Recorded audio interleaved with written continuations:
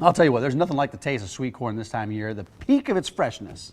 And a little bit of planning, you could enjoy that now and in the dead of winter. You enjoyed it last night, right? I did. She had sweet corn last night to show us how and tell us what else is going on at the market. Welcome back, Megan Jackson. Good to see you, Megan. Welcome. Great to be here, guys. So this is peak season at the market. What does that mean? And I guess how can we make the most of all that? So, market manager terms, peak season for us means it's when we have the most variety, the largest abundance. It's when fruit starts to come in. Well, we've had fruit for a while, like the berries, the strawberries, peaches. We've got peaches. Let's get a nice look at it's a sampler basket, folks. There is so much more at market right now.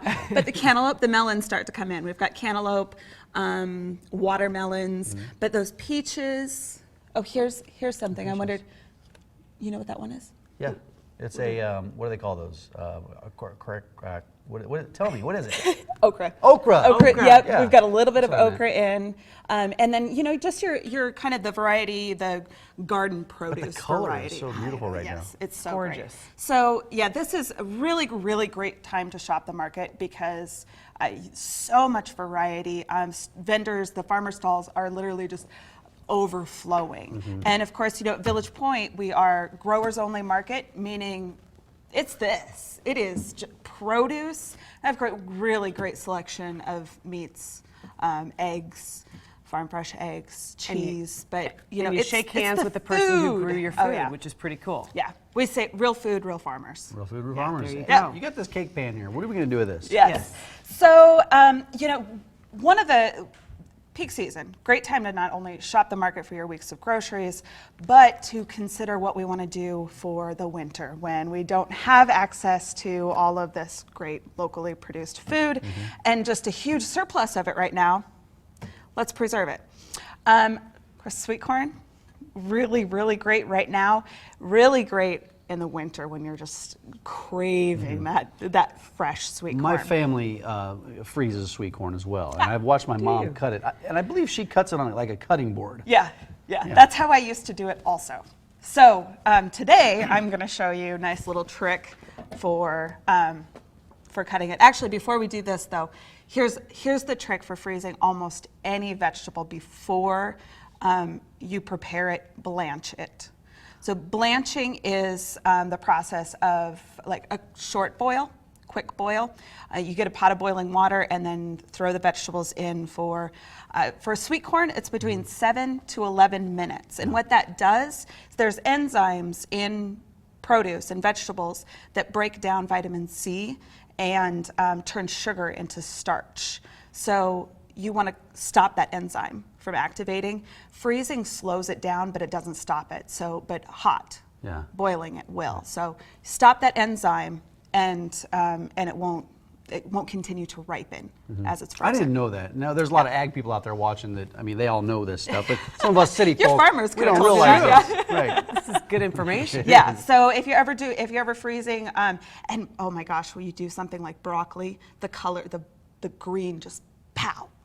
It pops, oh my gosh, it does. So we're going to blanch it. Blanch it first. And then you're going to 7 to 11 minutes for the sweet corn. And then you're going to put it in an ice bath or just cool it down so it stops cooking immediately. And then once it's cool enough to touch, we're going to process. We're going to start cutting it. And then you chop the kernels right off. Yeah, just like this. Who comes up with these things? Seriously, why did we not come up with that? Great idea, right? And it's something that everybody How has many other anyway. uses do you have for a pan like that? Right. Okay, so what we're going to do, just like this, shave it down.